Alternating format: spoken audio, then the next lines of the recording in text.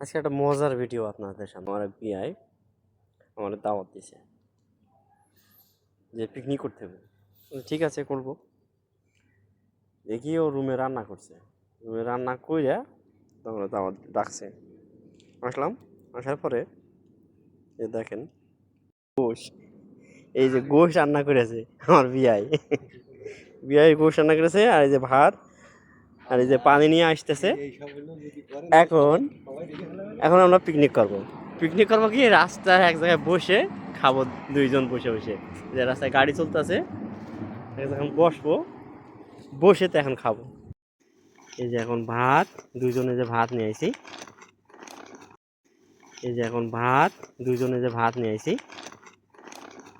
দুইজনে খুলছি ভাত, খুললাম ভাত তো সেই গরম।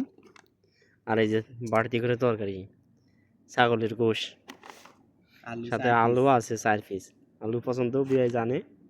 আলু লয়ে আসি। আলু কি করেছি জানতো? কি করেছে? আলু ভাজিছি আগে। নিয়ে এখন এই যে আমরা পিকনিক করছি। এর কিন্তু প্লেট নাই, এই যে কাগজ, এই কাগজে আমরা কাগজেই খাই। কাগজের কাগজ কিনে বাঁশ কাগজ, এই বাঁশ কাগজের এক সাইডে প্লাস্টিকের একটা প্রলেপ আছে, এ নষ্ট হয় না, এইভাবেই খাওয়া হয়।